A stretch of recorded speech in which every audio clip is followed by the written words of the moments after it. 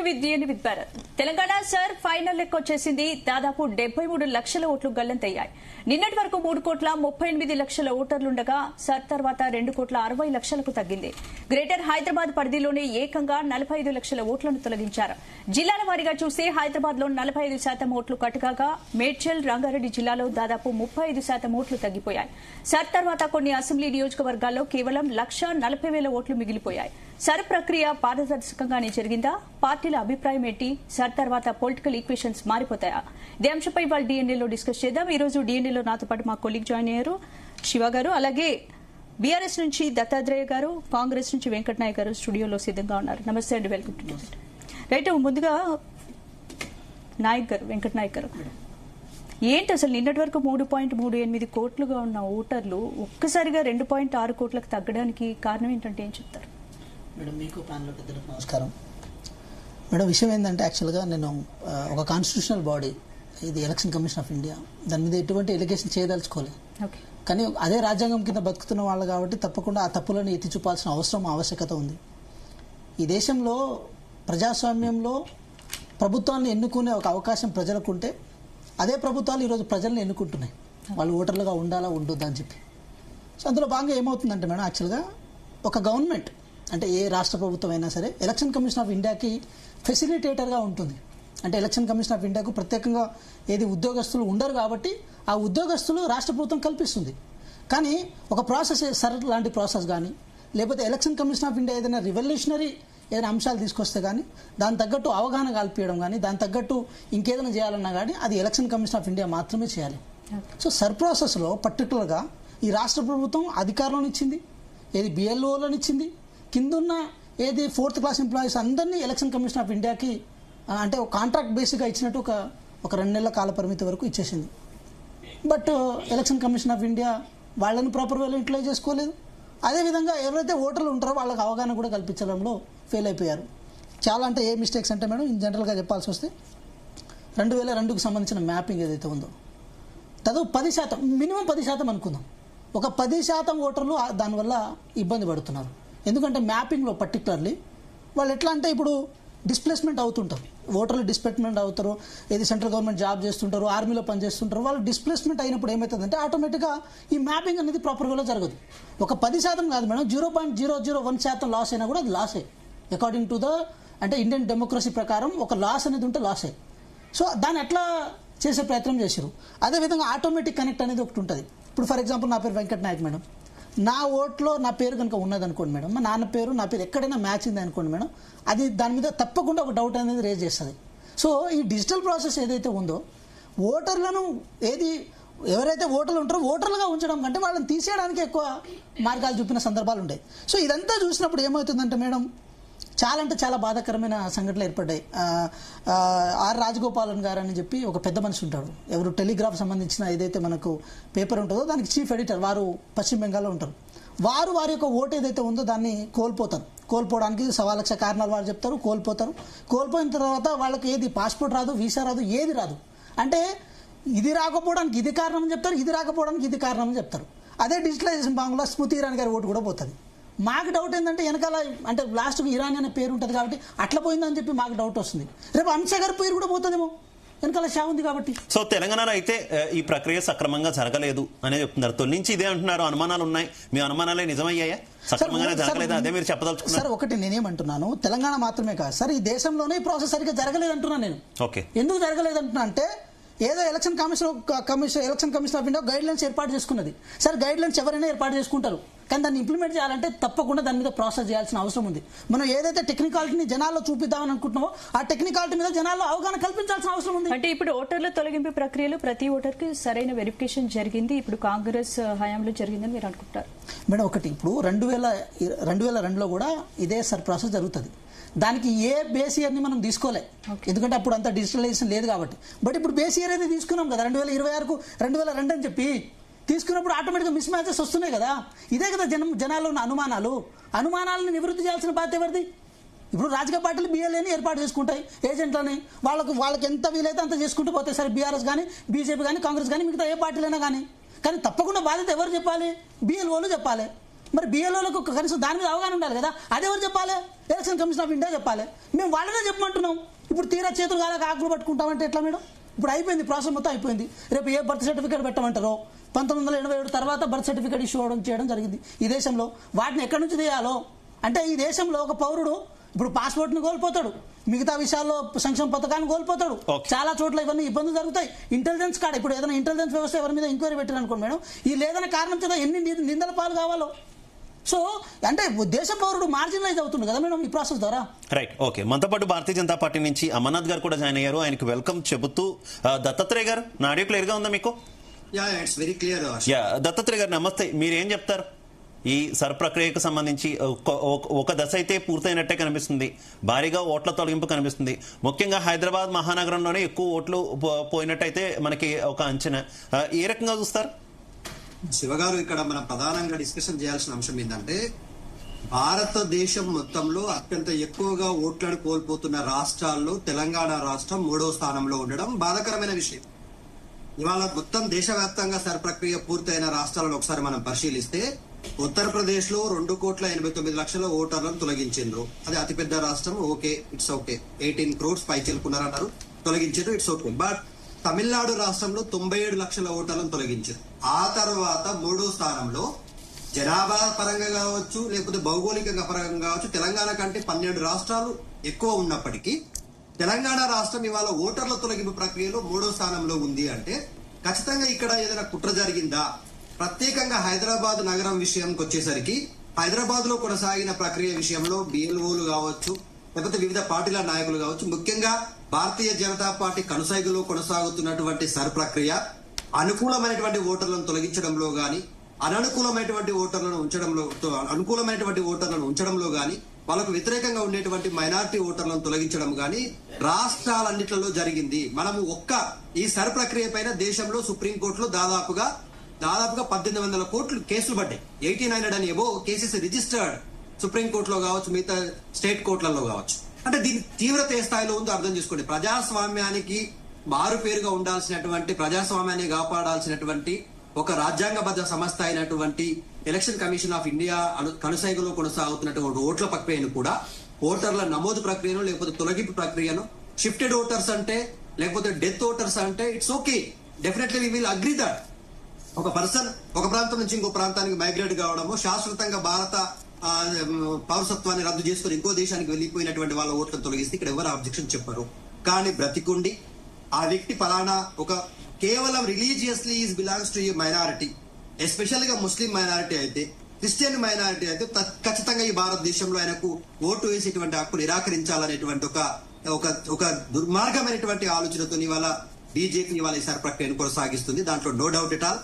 హైదరాబాద్ అనేటువంటిది దాదాపుగా ఇప్పుడు గ్రేటర్ హైదరాబాద్. మీకు కనిపించినాయా దత్తాత్రేయ గారు? మీకు అలాంటి ఘటనలు ఏమైనా కనిపించినాయా? మీ బిఎల్ఏలు ఉంటారు కదా, బిఎల్ఏలు మీకు అక్కడ ఉంటారు. మీకు ఏదైనా సమస్య వస్తే వారి వెంటనే కూడా పరిష్కరించే అవకాశం కూడా ఉంటుంది కదా. నేను చెప్పేది వినండి. నేను ఎందుకు ఇది చెప్తున్నానంటే ఐఎమ్ నాట్ సేయింగ్ వేగ్ గా చెప్పట్లేదు. ఏదో డిబేట్ లో మాట్లాడుతున్నప్పుడు ఎక్కడి నుంచో డాటా తీసుకొచ్చి నేను ఈ సర్ ప్రక్రియ మొత్తం జరిగినటువంటి కొన్ని రాష్ట్రాల ఉదాహరణలు మీ ముందుకు తీసుకొచ్చిన. వెస్ట్ బెంగాల్ లో జరిగిన సంఘటన చూస్తాం. ఇంకోటి చాలా విచిత్రమైన సంఘటన ఏంటంటే సర్ ప్రక్రియ పూర్తయిన రాష్ట్రాల్లో జరిగిన ఎన్నికలు, ఆ తర్వాత అధికారంలోకి వచ్చినటువంటి పార్టీలను మనం చూస్తే బీహార్ లో సర్ ప్రక్రియ పూర్తయింది, బీజేపీ అధికారంలోకి వచ్చింది. వెస్ట్ బెంగాల్లో సర్ ప్రక్రియ పూర్తయింది, బీజేపీ అధికారంలోకి వచ్చింది. అస్సాంలో సర్ ప్రక్రియ పూర్తయింది, బీజేపీని అధికారంలోకి వచ్చింది. పుదుచ్చేరిలో సర్ ప్రక్రియ పూర్తయింది, బీజేపీని అధికారంలోకి వచ్చింది. దక్షిణాది రాష్ట్రాల్లో కేవలం ఒక కేరళ మినహాయిస్తే మిగతా అన్ని ప్రాంతాల్లో మాత్రం బీజేపీని అధికారంలోకి వచ్చింది. తమిళనాడులో కొత్త పార్టీ అధికారంలోకి వచ్చింది. అంటే మీరు అర్థం చేసుకోండి, ఎక్కడ వాళ్ళకు అధికారాన్ని చేజిక్కించుకోవడానికి అవసరమైనటువంటి ప్రతి రాజ్యాంగబద్ధమైనటువంటి సంస్థలన్నింటినీ దుర్వినియోగం చేయడంలో బీజేపీకి మొదటి ర్యాంక్ వచ్చింది. ఇవాళ ఇంత దుర్మార్గంగా రాజ్యాంగబద్ధ సంస్థలను దుర్వినియోగం చేయడంలో మనం చూడలేదు. అయితే మనం మాట్లాడుకోవాల్సిన అంశం ఏంటంటే సార్, ఇవాళ తెలంగాణ రాష్ట్రం యొక్క జనాభా విషయానికి వస్తే దాదాపుగా 3,38,00,000 పైచులకు జనాభా ఉన్నటువంటి తెలంగాణ రాష్ట్రం నూతనంగా ఇప్పుడు జరుగుతున్నటువంటి సెన్సెస్ లో కొత్తగా తెలంగాణ రాష్ట్రానికి దాదాపుగా ఒక 3,80,00,000 పైచులకు జనాభా ఉంటుందని చెప్పేసి అంచనా ఇస్తా ఉన్నాం. అందులో ఓటర్ల ప్రక్రియ విషయానికి వస్తే కేవలం 2,60,00,000 మంది ఓటర్లను మాత్రమే కుదించేటువంటి ప్రక్రియ కొనసాగుతుంది. ఎంత దుర్మార్గమైన ప్రక్రియ అంటే దాదాపుగా 1 కోటి ఓటర్లను తీసేసేటువంటి ప్రక్రియ కొనసాగుతుంది. భారతదేశంలో ఉన్నటువంటి తెలంగాణ రాష్ట్రంలో ఎక్కడి నుంచైనా వలసవాదులు వచ్చిండ్రా? లేకపోతే ఎందుకు ఈ ప్రక్రియ కొనసాగుతుంది? తెలంగాణ రాష్ట్రంలో చనిపోయిన ఓటర్ల సంఖ్య కేవలం 8 లక్షలు అని చెప్పేసి election commission of India Telangana రాష్ట్రంలో సర్ ప్రక్రియ కొనసాగించినటువంటి అధికారులు ప్రకటించిండ్రు. ఇవాళ 8 లక్షల పైచులకు ఓటర్లు ఉండొచ్చు అని ఒక అంచనాకు వచ్చింది. మరి రిమైనింగ్ ఓటర్స్ నేను రీసెర్చ్ చేసినటువంటి దాంట్లో తెలిసింది ఏంటంటే యునైటెడ్ అమిరేట్ వెళ్ళినటువంటి వాళ్ళు, కొంత దుబాయ్ గాని, బొంబాయి గాని, బొగ్గుబాయి గాని అట్లాంటి ప్రాంతాలకు పోయినటువంటి వాళ్ళ ఓటర్లు 14 లక్షల పై చిలుకున్నారు. ఆ 14 లక్షలు ఈ 8 లక్షలు కలిపితే 22 లక్షల పై చిలుకు ఓటర్లు ఇలా ఉన్నారు, చనిపోయిన వాళ్ళు లేకపోతే విదేశాలకు వెళ్ళినటువంటి వాళ్ళు. మరి రిమైనింగ్ ఓటర్స్ తొలగించడంలో ఆంధ్ర ప్రాంతం నుంచి తెలంగాణ రాష్ట్రానికి వలస వచ్చిన వాళ్ళు మొత్తం ఆంధ్రకే షిఫ్ట్ అయినరా, లేకపోతే ఎవరి ఓట్లను మీరు తొలగిస్తా ఉన్నారు అనేటువంటి దాని మీద ఎలక్షన్ కమిషన్ ఆఫ్ ఇండియా కావచ్చు, భారతీయ జనతా పార్టీ దీనికి బ్రాండ్ అంబాసిడర్ గా ఉంది కాబట్టి వాళ్ళు బాధ్యత తీసుకుంటారా, లేకపోతే రాష్ట్రంలో ఉన్నటువంటి అధికార పార్టీ నేను ఎట్లా చెప్పేసి అట్లా చేస్తున్నా కాబట్టి ఇది బాధ్యత తీసుకుంటారు? దీని పరిణామం ఎట్లా ఉండబోతుందంటే శివ గారు, రేపు జరగబోయే డీలిమిటేషన్ లో దీని ప్రభావం పెద్ద ఎత్తున ఉండబోతుంది. తెలంగాణ రాష్ట్రం యొక్క వాయిస్ ఆఫ్ పార్లమెంట్ లోక్సభలో మన యొక్క వాయిస్ తగ్గేటువంటి ప్రమాదం ఉంది, రాజ్యసభలో మన వాయిస్ తగ్గేటువంటి ప్రమాదం ఉంది, స్టేట్ అసెంబ్లీలో మన సీట్లు తగ్గేటువంటి ప్రమాదం ఉంది. సో ఇంత పెద్ద ప్రమాదం పొంచుకున్నటువంటి ఈ ప్రక్రియని ఇంత నిర్లక్ష్యంగా వ్యవహరించడం, దేశంలోనే తెలంగాణ రాష్ట్రం కంటే ఎక్కువ జనాభా ఉన్న రాష్ట్రాల కంటే కూడా తెలంగాణ రాష్ట్రాన్ని 3వ స్థానంలో పెట్టి 74 లక్షల ఓటర్లని తొలగించడం వెనకాల ఏం కుట్ర జరిగిందో ఖచ్చితంగా ఈ election commission of India, BJP నాయకులు ముఖ్యంగా దీనికి సమాధానం చెప్పాల్సిన అవసరం ఉంది. Right okay. అమర్నాథ్ గారు ఇద్దరు మాట్లాడింది విన్నారు. ఇటు కాంగ్రెస్ మాట్లాడింది, బీఆర్ఎస్ మాట్లాడింది. తొలి నుంచి చేస్తున్న ఆరోపణలు ఇప్పుడు పూర్తయ్యాక కూడా వారు కంటిన్యూ చేస్తున్నారు. దేశవ్యాప్తంగా కూడా ఇదే పరిస్థితి అని చెప్తున్నటువంటి పరిస్థితి. కరెక్ట్. సో ఇప్పుడు ప్యానెల్లో ఉన్న మిత్రులకు అట్లాగే మన ప్రేక్షకులకు మీకు అందరికి నమస్కారం అండి. ఇక్కడ ఎట్లా ఉందంటే మనం మాట్లాడే విధానము, మనము 1900 ఇప్పుడు వాళ్ళిద్దరు కూడా నాకు తెలిసినంత వరకు యంగ్స్టర్సే అనుకుంటున్నాను. ఫిజికల్ గా, మానసికంగా వాళ్ళు మరి ఎంత వృద్ధాప్యం పొందారో నాకు అర్థమైతలేదు. వెంకట్ నాయక్ గారు ఏం మాట్లాడుతున్నారు ఇప్పుడు, అసలు ఎస్ఐఆర్ ప్రక్రియ అనేది ఏ విధంగా జరిగిందో వాళ్ళకి తెలియదని మాట్లాడుతున్నారు. ఎస్ఐఆర్ ప్రక్రియ నిర్వహించిన తెలంగాణలో ఎవరండి? ఈ రాష్ట్ర ప్రభుత్వ ఉద్యోగులు కదా. ఈ రాష్ట్ర ప్రభుత్వ ఉద్యోగులు నా మాట వింటారా, మీ మాట వింటారా? ఎవరి మాట వింటారండి? కేంద్ర ప్రభుత్వం ఆధీనంలో పనిచేస్తారా? ఇక్కడ ఉన్న R&D డిపార్ట్మెంట్, ఇక్కడ ఉన్న GHMC ఏం మాట్లాడుతున్నారు వాళ్ళు? రాష్ట్ర ప్రభుత్వం ఈ తెలంగాణలో ఎస్ఐఆర్ ప్రక్రియ విఫలమైన దానికి ఏకైక కారణం ఎవరైనా ఉన్నారంటే ఈ రాష్ట్ర ముఖ్యమంత్రి రేవంత్ రెడ్డి గారు. అన్ట్రేసబుల్ ఓట్లు 47 లక్షలు ఎక్కడి నుంచి ఉంటాయండి? ఆ అన్ట్రేసబుల్ ఓట్లను ట్రేస్ చేయాల్సిన బాధ్యత ఎవరిదండి? వీళ్ళది కాదా? ఇప్పుడు మొన్నటికి మొన్న కులగణన అని 2024 అక్టోబర్లో ఒకటి నిర్వహించారు. దానిలో 36 లక్షల కుటుంబాలు అసలు ట్రేసే చేయలేదు. వాళ్ళు 16 లక్షల కుటుంబాలను అన్నోన్ అని పెట్టేశారు ఫైనల్ గా. అంటే ఈ రాష్ట్ర ప్రభుత్వం ఏ పని చేసినా కూడా అత్యంత ఘోరంగా విఫలంతోని, అంటే ఏ పని చేసినా కూడా ఇన్ఎఫిషియన్సీ, అంటే ఏ చిన్న పని పట్టణాభివృద్ధి శాఖలో ఇన్ఎఫిషియన్సీ. సో మీరు కూడా అదే అంటారా? తెలంగాణలో ఎస్ఐఆర్ ప్రక్రియ అయితే సక్సెస్ కాలేదని అంటారా మీరు కూడా? సార్ నన్ను పూర్తి చేయండి, నా మాటను పూర్తి చేసిన తర్వాత నేను మీ క్వశ్చన్ ఆన్సర్ చేస్తాను. పట్టణాభివృద్ధి శాఖ ఆయన దగ్గరే ఉంది, ఆయన విఫలమైనాడు. ఆ తర్వాత విద్యాశాఖ ఆయన దగ్గరే ఉంది, ఆయన విఫలమైనాడు. హోంశాఖ ఆయన దగ్గరే ఉంది, హోంశాఖ కిందనే ఎస్ఐఆర్ ప్రక్రియలో మెయిన్ గా దానికి సంబంధించిన సెక్యూరిటీ ఇవన్నీ చూడాల్సిన బాధ్యత హోంశాఖ. వాళ్ళు ఫేక్ డాక్యుమెంట్లు ఉన్నాయా, నిజంగా డాక్యుమెంట్లు చూడాల్సిన బాధ్యత. సో ఇప్పుడు ఎవరు విఫలమైనట్టు? ఫైనల్ గా ముఖ్యమంత్రి విఫలమైనట్టు కాదా?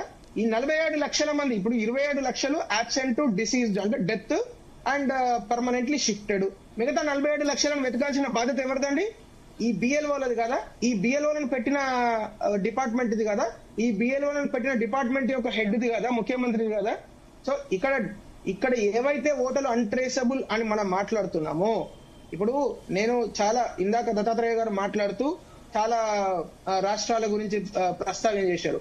నేను ప్రతి రాష్ట్రంలో ఎటువంటి డిసీజ్డ్, ఇప్పుడు వెస్ట్ బెంగాల్లో అక్కడ క్రాస్ బార్డర్ ఇల్లీగల్ ఇమ్మిగ్రేషన్ వల్ల పెరిగిన ఓట్లను తీసివేయడం జరిగింది. తమిళనాడులో ఇప్పుడు తమిళనాడులో ఓటర్లను తీసిన పద్ధతిలో తమిళనాడు పార్టీలు కూడా మాట్లాడలేదు. ఎందుకు మాట్లాడలేదు? వాళ్ళకు తెలుసు ఏ విధంగా ఓట్లు అక్కడ డూప్లికేట్ అయినాయి, ఎందుకు పోయినాయి. అక్కడ కూడా మన తెలంగాణలో ఉన్న సమస్యనే ఉంటుంది. ప్రతి సిటీలో ఉండే వ్యక్తికి రూరల్ ఏరియాలో అక్కడ సిటీస్ కూడా ఎక్కువ ఉంటాయి. కోయంబత్తూరు, చెన్నై, మదురై అట్లా 7-8 సిటీలు ఉంటాయి కాబట్టి ప్రతి సిటీలో ఓటు ఉంటుంది, రూరల్ ఏరియాలో ఓటు ఉంటుంది. కాబట్టి అది తీసివేయడం వల్ల, డూప్లికేషన్ ఆఫ్ ఓట్లు తీసివేయడం వల్ల ఎవరికి ప్రాబ్లం లేదు అని అన్ని పార్టీలు అక్కడ యాక్సెప్ట్ చేసాయి, including DMK, including Vijay party. So తెలంగాణకు వచ్చేసరికి మనము ఈ ప్రక్రియలో భాగంగా ప్రతి పార్టీ తన బిఎల్ఏలను సమాయత్తం చేసింది, అవేర్నెస్ క్రియేట్ చేసింది. నేను పర్సనల్ గా జూబ్లీహిల్స్ డివిజన్ లో అనేక బూతులను నేను పర్సనల్ గా తిరిగిన. ఇందాక మిత్రుడు మాట్లాడుతూ మైనారిటీ అసలు ఏది పడుతుంది మాట్లాడతారా? మనం ఒక్క మైనారిటీ పేరు చూపించండి, అట్లా తీసివేసిన పేరు ఒకటే ఎక్కువద్దు.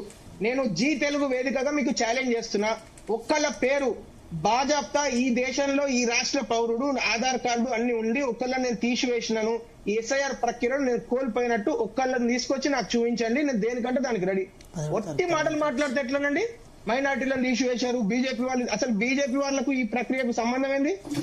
బిఎల్ఓలు ఎవరుంటారండి? జూబ్లీహిల్స్ నేను పేర్లు చెప్పమంటున్నా, అందరు మైనారిటీ పేర్లు, వాళ్ళందరితో కోఆర్డినేట్ చేసి మేము పనిచేసినాం.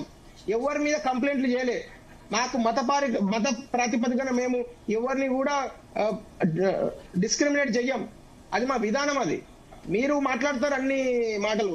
ఏ మైనారిటీ సోదరుడు కావచ్చు, సోదరి కావచ్చు, తన ఓటును కోల్పోయినట్టు ఇప్పటివరకు కంప్లైంట్ చేయలేదు. ఎంఐఎం పార్టీయే కంప్లైంట్ చేయలేదండి. మరి మీకెందుకు ఇంత అన్ని ఉట్టి మాటలు మాట్లాడొద్దు. సో దయచేసి శివ గారు, ఇక్కడ మనము అర్థం చేసుకోవాల్సిందంటే ఎస్ఐఆర్ ప్రక్రియలో భాగంగా ఏవైతే అన్ట్రేసబుల్, అంటే ఇప్పుడు 47 లక్షల అన్ట్రేసబుల్ అని ఏదైతే నిన్న ఎస్ఐఆర్ కంప్లీట్ అయిన రిపోర్ట్ లో వారు ఇచ్చారో, సో దయచేసి వాళ్ళందరికీ నోటీసులు ఇవ్వండి, వెంటనే ఫైండ్ అవుట్ చేయండి, ట్రేస్ చేయండి. ట్రేస్ చేసి దానిలో మెజారిటీ ఆఫ్ ద ఓటర్స్ ఎవరైతే ఇప్పుడు ఆంధ్ర ప్రాంతంలో ఉన్నారో వాళ్ళు పర్మనెంట్లీ షిఫ్టెడ్ అని రాయించుకుంటే నో ప్రాబ్లం. వాళ్ళకి ఏదో, ఎందుకంటే ఆంధ్ర ప్రాంతంలో ఆల్రెడీ ఏపీలో ఎస్ఐఆర్ ప్రక్రియ అయిపోయింది. 4,16,00,000 ఓటర్స్ అనేది అక్కడ ఆల్రెడీ డిసైడ్ అయిపోయింది, వాళ్ళు పబ్లిష్ చేసేసారు. మనది ఇంకా పబ్లిష్ చేయలేదు. సో ఆల్రెడీ అక్కడ పబ్లిష్ అయిపోయింది కాబట్టి అక్కడ ఆల్రెడీ ఎస్ఐఆర్ లో పాల్గొన్న వ్యక్తులు న్యాచురల్లీ ఇక్కడ కోల్పోవడం జరుగుతుంది. వాళ్ళు కాకుండా ఎవరైతే ఇంకా అన్ట్రేసబుల్ ఉన్నారో దయచేసి వాళ్ళని ట్రేస్ చేయమని అడుగుతున్నాము. రెండో ప్రశ్న ఏంటంటే కాంగ్రెస్ పార్టీ మిత్రులకు, అట్లాగే కాంగ్రెస్ పార్టీకి, సో దయచేసి మీరు దీన్ని అదేదో కేంద్ర ప్రభుత్వం వర్సెస్ రాష్ట్ర ప్రభుత్వం లాగా చూడకండి. ఇది ఒక రాజ్యాంగ ప్రక్రియ. ఈ రాజ్యాంగ ప్రక్రియలో ఇది కేంద్ర ప్రభుత్వం చేసేది కాదు.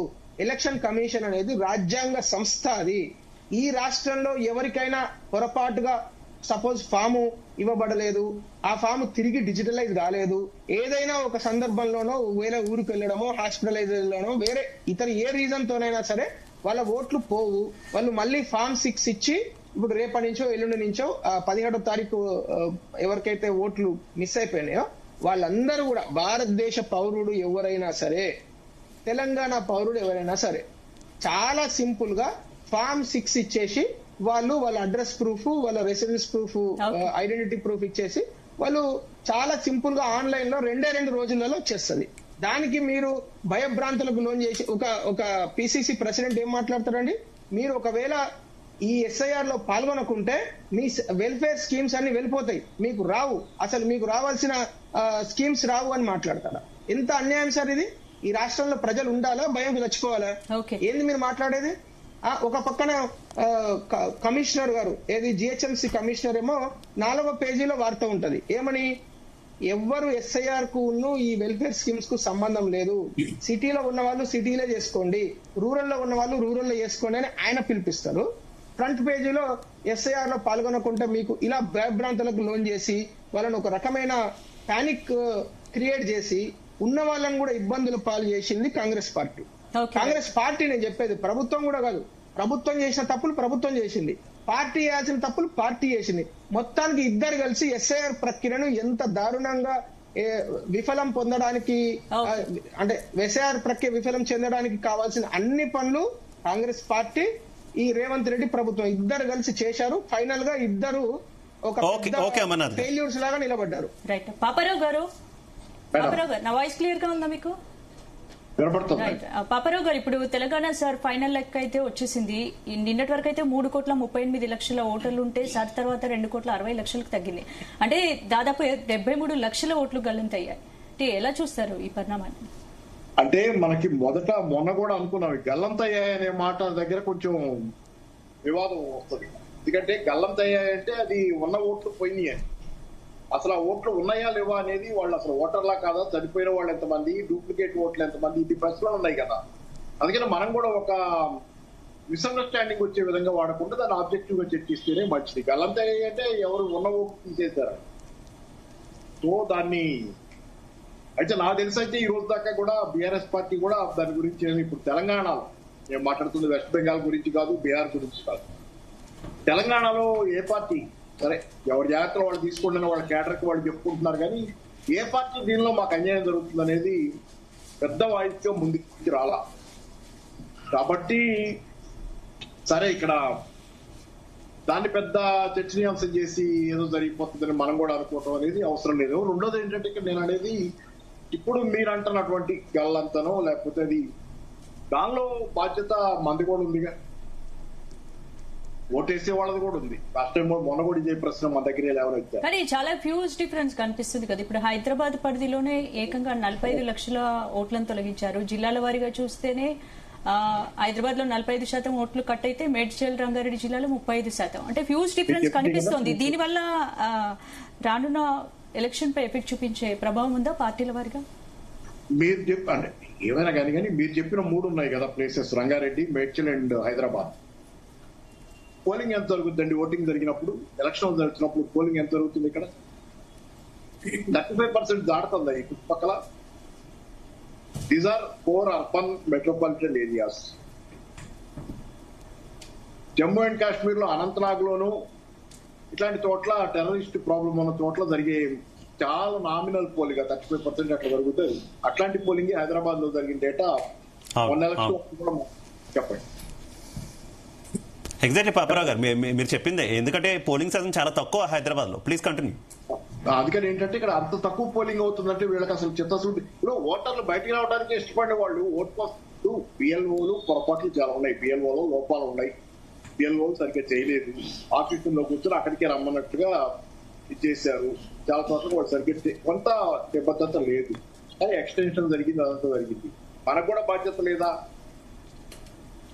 అవి నాట్ రెస్పాన్సిబుల్. మన ఓటు మన బాధ్యత కాదా? బిఎల్ఓల మీద మనకు కావాలంటే గొడవ చేద్దాం, దాని మీద ప్రశ్నిద్దాం, కానీ మన ఓటు మనం పట్టించుకోకపోతే ఎవరికో ఎందుకు పట్టాలండి? ఆ ఓటు ఇప్పుడు హైదరాబాద్ సిటీ మీరన్న 3 చోట్ల చూడండి, ఇవన్నీ 4 అర్బన్ మెట్రోపాలిటన్ ఏరియా. ఎప్పుడైతే ఓటింగ్ ప్రతిసారి తక్కువ జరిగే తెగ ఉపన్యాసాలు ఇస్తాం మనం మీడియాలో. మీ మిడిల్ క్లాసెస్ కదా ఏరియాలో ఉండే మిడిల్ క్లాసెస్, వీళ్ళంతా చాలా ప్రిడామినెంట్ సెక్షన్ మీడియాలో. కానీ మనం అంతా చాలా ప్రభావశీలమైన వర్గం. మనం ఎక్కడ పడితే అక్కడ మన వాయిస్తే వినపడుతుంది, కానీ ఓటేయటం దగ్గరికి వచ్చేసరికి మనం ఎక్కడ కనపడం. అందరికీ అన్ని బాధ్యతలు గుర్తు చేస్తాం, గ్రామీణ ప్రజలకి మనం ఉపన్యాసాలు దంచుతాం, వాళ్ళు ఎలా ఉండాలో చెబుతాం, చాలా మాట్లాడతాం. మనం అన్ని రాజకీయాలు నిత్యం చర్చిస్తూ ఉంటాం. ఎక్కడ చేరితే అక్కడ టీ బంకుల దగ్గర అక్కడ ఓటే. దీన్ని కూడా ప్రశ్నించుకోవాలి. 40% వాళ్ళు మీరు చెప్పినట్లుగా 45% మంది ఓటింగ్ ఓట్లు ఏమైనాయి అంటే దీనిలో కొంత నిజంగానే పోయినాయి అనుకుందాం. పోయినాయి అన్ని తప్పిపోయిన వాళ్ళు అన్ని డెప్యూటేట్ ఓట్లే ఉండవు కదా. కానీ దీనిలో బిఎల్ఓల తప్పు. నేను అంటుంది ఏంటంటే ఇక్కడ వ్యవస్థాగతంగా బీజేపీ తెలంగాణలో చేస్తుంది ఏదో ఉందని నేను అనుకుంటున్నా. బీజేపీ తెలంగాణలో ఓటర్ మ్యానిపులేషన్ సర్ద్వారా చేయగలుగుతుందని నేను అనుకుంటున్నా. చేయలేదు. అలా కాకుండా ఏ పార్టీ కూడా దీని మీద పెద్దగా పార్టీల పరంగా దీన్ని తెగ అభ్యంతరాలు చెప్తుంది కూడా లేదు. ఎవరు జాగ్రత్తలో వాళ్ళు ఉన్నారు. బీఆర్ఎస్ అయితే బాగా సైంటిఫిక్ గా కూడా అదంతా మేనేజ్ చేసుకుంటారు. మనం బిఎల్ఓ తప్పుల గురించి మాట్లాడుకున్న పాపారావు గారు, ఎస్పెషల్లీ హైదరాబాద్ గురించి మాట్లాడుకుంటే నిజంగా బిఎల్ఓలు ఏదైనా మిస్టేక్ ఉన్నా, వాళ్ళ ఇంటికి రాకపోయినా, ఇవ్వకపోయినా, సరిగా రెస్పాండ్ కాకపోయినా కూడా ఆన్లైన్ లో కూడా మనం ఫిల్ చేసి ఇచ్చేటటువంటి అవకాశం ఉంది. కానీ అసలు పబ్లిక్ యూటిలైజ్ చేసుకోలేదు, పబ్లిక్ రెస్పాండ్ కాలేదు అనేది మీరు ప్రస్తావించండి మేజర్ ఇష్యూ. అవును, అది మేజర్ ఇష్యూ. ఆన్లైన్ అందరికీ రాకపోయినా ఇప్పుడు ఆన్లైన్ రాదు సార్, కొంతమందికి రాదు. అంటే అన్ని ఎదురు వాళ్ళు ఉంటారు కదా, చేసుకోలేరు, హెల్ప్ చేసే వాళ్ళు ఉంటారు, కాంప్లెక్సిటీ చాలా ఉంటుంది. ఎందుకంటే 2002 ఓటు కూడా బయటికి తీయాలి కదా. 2002లో నా ఓటు ఎక్కడ ఉంది అనేది కూడా బయటికి రావాలి టీవీలో అవసరాన్ని బట్టి. సో అవన్నీ చేయాలంటే ఒక హెల్ప్ కావాలి చాలా మంది. ఏంటంటే దానికి బిఎల్ఓలు సరే అదే అయినా కానీ స్టిల్ బాధ్యత మనకు అసలు లేనట్టు. అసలు ఎలక్షన్ అప్పుడు మన ఓటు ఉన్నప్పుడు మనం పోయి ఓటేస్తున్నామా? ఓటు లేదని గొడవ చేస్తాం, సరే బానే ఉంది చేస్తున్నాం. 40% ఓట్లు ఏమైనాయో తెలియట్లేదు అంటున్నాం, అది ప్రశ్నిస్తాం, బాగుంది. కానీ ఓటు ఇచ్చిన తర్వాత ఓటేసాం, అంతకుముందు మనకు ఓటు ఉంది కదా. అందుకని ఏంటంటే ఎవరన్నా అంటారు తేలిక సార్. మనం కూడా కొంత ప్రజల్లో కూడా ఈ అర్బన్ ఏరియాలో మిడిల్ క్లాసెస్ నేను పెద్దగా వీళ్ళని very vocal, very vocal, very influential section. అంతేగాని వాళ్ళు పెద్ద బాధ్యత ఉన్న వాళ్ళని నేను అనుకుంటాను అందరూ. రైట్. అది కానీ అందరూ బాధ్యత ఉన్న వాళ్ళని నేను అనుకుంటాను. ఓకే, వెంకటనాయక్ గారు ఇందాక అమర్నాథ్ గారు మీ పార్టీ మీద కొన్ని ఆరోపణలు చేసినటువంటి, అంటే ప్రభుత్వం మీద కొన్ని ఆరోపణలు చేశారు. అంటే దాదాపుగా తెలంగాణలో ఫెయిల్ కావడానికి ఎస్ఐఆర్ ప్రక్రియ, అసలు ప్రభుత్వ వైఫల్యం ఏది, ప్రభుత్వం వల్లే ఈ ఎస్ఐఆర్ ప్రక్రియ వైఫల్యం చెందింది అనే తరహా కామెంట్స్ ఆయన చేసిన పరిస్థితి. ఏం చెప్తారు, నిజమా? సార్ ఇప్పుడు విషయం ఏంటంటే కాలేజ్లో ప్రిన్సిపల్ సార్ పోయి స్టూడెంట్ని స్కాలర్షిప్ అప్లై చేసుకోమని అంటే తన బాధ్యతను గుర్తు చేయడం స్కాలర్షిప్ అప్లై చేసుకుంటే స్కాలర్షిప్ వస్తుంది, నీకు మంచి చదువుకోవచ్చు కానీ 4 సంవత్సరాలని అనడానికి ఆ మాట అంటారు. అంతే తప్ప భయపెట్టడానికి అనరు, బాధ పెట్టడానికి అనరు, ఇబ్బంది పెట్టడానికి అనరు. సో ఆ మాట వెనకాల ఎంతో అర్థం ఉంటుంది. యాక్చువల్లీ ఆ పని చేయాల్సింది ఎలక్షన్ కమిషన్ ఆఫ్ ఇండియా. అయ్యో మీరు ఇట్లా చేయండి. ఎందుకంటే రూరల్ ఓటర్స్ ఉంటారు, వాళ్ళకి ఈ విషయం మీద అవగాహన ఉండదు. వాళ్ళు 2002 ఏదైతే బేస్ లైన్ పెట్టిరు ఆ మ్యాపింగ్ లైన్ని అందుకోవాలంటే తప్పకుండా ఒక ప్రాపర్ అవగాహన ఉండాలి. ఎందుకంటే ఇప్పుడు ఫర్ ఎగ్జాంపుల్ చెప్తున్నాను సార్, ఎవరైనా ఒక కొత్త కొడుకు పెళ్లి చేసుకున్నాడు సార్ ప్రాసెస్ వచ్చింది, వాళ్ళ భార్యకు ఓటు కావాలి. ఓటేమో ఒక చోట ఉంటుంది, ఇంకో డిస్టిక్లో ఉంటుంది. ఇక్కడ ఓటు కావాలంటే తప్పకుండా ఎపిక్ నెంబర్ ఇక్కడ ఎన్రోల్ చేయాలి. ఆ ఎపిక్ నెంబర్ ఎక్కడ ఉంటుంది, వాళ్ళ నాన్నగారి ఓటర్ ఐడిలో ఒక మూలకు ఉంటుంది. ఆ ఎపిక్ నెంబర్ ఉండాలి, బూత్ నెంబర్ ఉండాలి. అలా మొత్తం అట్లా చేసి ఇక్కడ పెట్టాలి. సో ఇక్కడ బిఎల్ఓలు వాళ్ళు చేయాల్సిన అవగాహన వాళ్ళు చేస్తారు, చేయరని మనం అనుకోవడానికి లేనే లేదు. కానీ ఇదంతా ఏంటంటే రేవంత్ రెడ్డి గారు ఈ మాట అనడం వల్ల ఇట్లయింది, మహేష్ కుమార్ గౌడ్ గారి మాటలు ఉండడం వల్ల ఇట్లయిందని అంటే ఇప్పుడు ఎలిగేట్ చేయడం చాలా ఈజీ, కానీ దాని జస్టిఫికేషన్ చేయాలి. ఇప్పుడు ఏంటి, అర్హత ఉన్న ఓటర్ల పేరు కూడా తొలగిపోయి ఉంటే వారిని తిరిగి చేర్చేందుకు ప్రభుత్వం ఏం చేస్తుంది? అదే 17వ తారీఖు వరకు చూడాలి. ఇప్పుడు ఉందాక అమరన్న ఒక మాట ఏమన్నారంటే, మేము ఇంకా ఎవరిని తొలగించలేదు కదా, ముస్లిం ఓటర్లను మేము తొలగించలేదు కదా అని చెప్పి ఒక మాట అన్నారు. ఇంకా 17వ తారీఖు రావాలి, ఆ ముసాయిదాన్ని మనం చూడాలి, దాంట్లో ఎవరి పరిస్థితులు ఏందో చూడాలి. ఇన్కేస్ తొలగించే ఓట్లకు మళ్ళీ ఏ పారామీటర్ పెట్టి మళ్ళీ తీసుకుంటారో అది కూడా చూడాల్సిన అవసరం ఉంది. సో అనుమానాల మధ్య జరుగుతున్న ఈ ప్రక్రియలో ఏ నమ్మకం పెట్టుకొని ఓటర్ గుండె మీద చేసుకుని ఆ ఓటు ఎటుపోదని చెప్పి చెప్పగలుగుతాడు మేడం? సో ఆ నమ్మకం విశ్వాసం లేదనే కదా బాధ.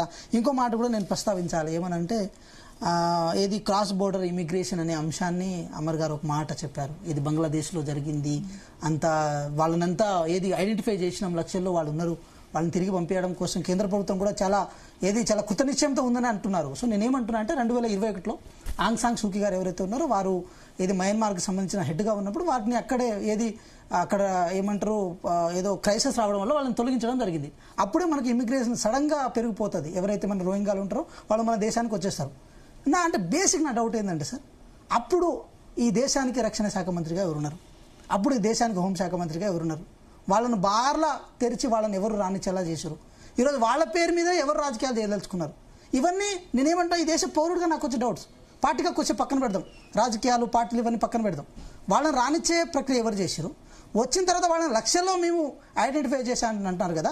సో ఇప్పుడు నేనేమంటున్నా, వెస్ట్ బెంగాల్లో మీరు ప్రక్రియ చేసిరు, లక్ష్యంలో గుర్తించారు, అక్కడ రాష్ట్ర ప్రభుత్వం మీదే, కేంద్ర ప్రభుత్వం పైన కూడా మీదే, ఎంతమందిని మీరు బయటికి పంపించారు ఆ లెక్క కూడా ఉంటుంది కదా. మినిస్ట్రీ ఆఫ్ హోమ్ ఆఫీస్ దగ్గర ఉంటుంది, మినిస్ట్రీ ఆఫ్ డిఫెన్స్ దగ్గర ఉంటుంది.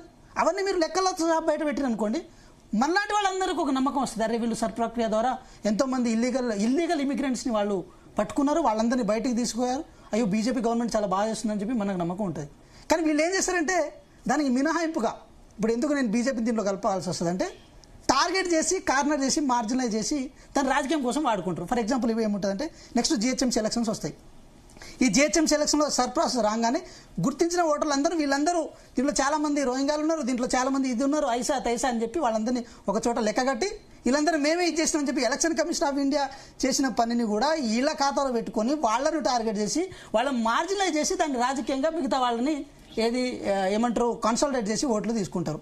మా క్వశ్చన్ ఏంటంటే, మీరు ఎవరినైతే మార్జినలైజ్ చేస్తారో వాళ్ళు నిజంగా వాళ్ళ దగ్గర లెక్కపత్రం లేకపోతే వాళ్ళని పంపించే మార్గం కూడా మీరే చూడండి. ప్రభుత్వం కూడా ఓటర్ల జాబితా ప్రక్రియ పూర్తిగా ట్రాన్స్పరెంట్ అయితే తొలగించిన ప్రతి ఓటుకి కారణాన్ని పబ్లిక్ డొమైన్ లో ఎందుకు పెట్టకూడదు మేడం? అదే ఇప్పుడు అది 17 తర్వాత అది తెలుస్తుంది కదా మేడం, ఇప్పుడు ఏం చేసిరు ఏంటి అనేది కూడా 17 తర్వాత తెలుస్తుంది. మేము కూడా ఇప్పుడు అంశాన్ని ఒక సెన్సిటివ్ యాంగిల్లో చూడాలనుకున్నప్పుడు ఇది మతము, ముస్లిం, హిందూ అవన్నీ మేము చూడదలుచుకోవాలి. మేము ఒకటే ఏమంటున్నాం అంటే, మీరు ఏదైతే అంశాలు పెట్టిరో మీరు పెట్టక ముందే చాలా క్రిటికల్గా పెట్టిరు, పెట్టిన తర్వాత అయితే ప్రజలకు అవగాహన కల్పించాలి, లేకపోతే పెట్టేక ముందైనా సరే ఇలాంటివి పెట్టాల్సిందా లేదని చెప్పి మీరు ఆలోచించుకోవాల్సిన ఉండాల్సిందే. ఏమవుతుందంటే, ఇప్పుడు నేను చిన్న ఎగ్జాంపుల్ చెప్పాలంటే, అంటే బక్క చిక్కినోడి మీద 100 కేజీల బండను మీద వేసినట్టుంది.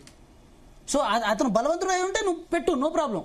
కానీ బలవంతుడో లేదో తెలియకుండా నీ బలాన్ని ఆయన మీద ప్రయోగించే ప్రయత్నం పార్టీలుగా మీకు బాధ్యత ఉంది కదా వెంకట. అయ్యో, 100% మీరు కొంత మేడం, అవగాహన సార్, కల్పించేటువంటి అవకాశం ఉంటుంది కదా, అవగాహన కల్పించాలి కదా. కానీ నాకైతే ఎక్కడ కనిపించలే ఏ పార్టీ కూడా అంత ఇన్వాల్వ్ అయ్యి పబ్లిక్ ఏదో అవేర్నెస్ తీసుకొచ్చి చేసేదైతే ఏం కనిపించలేదు. బయటకు మాత్రం స్టేట్మెంట్లు అయితే బాగానే ఇచ్చారు. సార్ ఒకటి సార్ నేనేమంటున్నాను, నేను కంక్లూడ్ చేస్తాను, మీరు అడిగారు కాబట్టి నేను మాట కంక్లూడ్ చేస్తాను.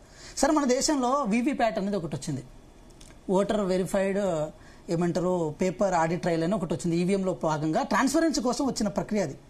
దానికి ఏది ప్రభుత్వాలు వచ్చి పొలవమని పెట్టి దాని మీద అవగాహన కార్యక్రమాలు చేపట్టలే, ఎలక్షన్ కమిషన్ ఆఫ్ ఇండియా మాత్రమే చేపట్టింది. అంటే ఓటర్కి సంబంధించి అది ఏంటంటే అది కాన్స్టిట్యూషనల్ బాడీ సార్, అది చాలా స్ట్రాంగెస్ట్ బాడీ. యూపీఎస్సీ కానీ ఎలక్షన్ కమిషన్ ఆఫ్ ఇండియా కానీ లేకపోతే కోర్ట్స్ కానీ ఇవన్నీ చాలా స్ట్రాంగెస్ట్, కాక్ కానీ ఇలాంటి చాలా స్ట్రాంగెస్ట్ బాడీ. వీటి పనిని కూడా రాష్ట్ర ప్రభుత్వాలు ఏది కల్పించుకొని చేయవు సార్, వాళ్ళ పనిని వాళ్ళని చేయమని అంటున్నాం. ఎలక్షన్ కమిషన్ ఆఫ్ ఇండియా మీద ఇన్ని అవమానాలు ఈ పరిస్థితులు రావడం ఏంటి సార్, మాకు అర్థం కావట్లే. ఆ రోజు మహాత్ముడు అంబేద్కర్ గారు ఒక మాట చెప్తారు, ఏదైతే ఈ ఇన్స్టిట్యూషన్ మీద అనుమానాలు వస్తాయో ఆటోమేటిక్గా ఈ దేశం యొక్క ప్రజాస్వామ్యం కానీ ఈ దేశం యొక్క సార్వభౌమాధికారం కానీ కొంతవరకు కొంత క్వశ్చనబుల్ గా ఉంటుందని చెప్పి ఆ రోజు మహానుభావుడు చెప్తారు. సార్ ఇప్పుడు భారత రాజ్యాంగం అనేటువంటిది ఆర్టికల్ 326 ద్వారా భారత ప్రజలకు ఒక ఓటు హక్కును కల్పించింది. అది 18 సంవత్సరాల నుంచి నిండిన ప్రతి పౌరుడు దేశంలో ఎక్కడైనా ఓటును నమోదు చేసుకోవచ్చు. ఫర్ యువర్ కైండ్ ఇన్ఫర్మేషన్, అది తెలంగాణ రాష్ట్రంలోనే చేసుకోవాలని అంటే అట్లా కుదరదు. ఎందుకంటే ఇప్పుడు గతంలో ప్రధానమంత్రిగా పనిచేసినటువంటి పివి నరసింహారావు గారు నంద్యాలలో పోయి పోటీ చేసిండ్రు, బరంపూర్లో పోయి పోటీ చేసారు, ఎక్కడైనా పోటీ చేసే అవకాశం ఉంది. ఇక్కడ బీజేపీ చేసినటువంటి నాటకం ఎందుకు మేము ఇంత స్పెసిఫిక్ గా చెప్పాల్సి వస్తుందంటే, మతం పేరు మీద, జాతి పేరు మీద, కులం పేరు మీద, లింగం పేరు మీద ఒక వ్యక్తి యొక్క ఓటుని తొలగించేటువంటి నైతిక హక్కు బీజేపీ పార్టీకి లేదు, భారత రాజ్యాంగానికి కూడా లేదు, ఎలక్షన్ కమిషన్ ఆఫ్ ఇండియా కూడా లేదు. ఎందుకంటే ఆర్టికల్ 325 చాలా క్లియర్ గా చెప్తా ఉంది, ఏ వ్యక్తికైనా ఈ ప్రాతిపదికన మతం పేరు మీద, కులం పేరు మీద వాడు భారత పౌరుడై ఉంటే. కానీ ఎక్కడ తొలగించారని అడుగుతున్నారు కదా, మతం పేరు మీద, కులం పేరు మీద, లింగం పేరు మీద ఎక్కడ తొలగించారో అది చెప్పండి అని అడుగుతున్నారు కదా అమర్నాథ్ గారు. ఏమంటున్నానంటే శివ గారు, ఇప్పుడు తినబోయే ముందు రుచులు ఎందుకండి, ఈ నెల 17వ తేదీన డ్రాఫ్ట్ విడుదల కాబోతుంది. 11 అంశాల్లో ఇప్పుడు సర్ ప్రక్రియ కొనసాగిస్తున్నటువంటి election commission of India, Telangana state representatives, they are going to release the detailed explanation. First number 1 ఏంటి, డబుల్ ఓటర్స్ ని ఖచ్చితంగా సింగిల్ ఓటర్స్ గా మార్చాలా. అట్లా మార్చడానికి డబుల్ ఓటర్స్ గా తెలంగాణ రాష్ట్రంలో రిజిస్టర్డ్ అయినటువంటి వాళ్ళు 3,18,000 పైచులుకున్నారని చెప్పేసి తేల్చిండ్రు. ప్లస్ ఇంకోటి చనిపోయినటువంటి వాళ్ళు ఎన్ని లక్షలు ఉన్నారు, 8 లక్షలు ఉన్నారు అని చెప్పేసి సూచాయిగా చెప్పేసిండ్రు. తర్వాత 2002కు అన్మ్యాపింగ్ కావాల్సినటువంటి వాళ్ళు బిగినింగ్ ఆఫ్ ద సర్ ప్రక్రియ ఒక 89 లక్షల వరకు ఉండొచ్చు అనుకున్నారు. ఆఫ్టర్ ఫినిషింగ్ నిన్న ఈవినింగ్ చెప్తున్నటువంటి దాని ప్రకారం 61 లక్షల పైచిలకు అన్మ్యాప్డ్ ఓటర్స్ ఉన్నారు. అంటే they are not going to map it, but వాళ్ళు ఓటు లేనటువంటి వాళ్ళుగా కాదు, they are going to register their vote soon after finishing the SIR ప్రక్రియ.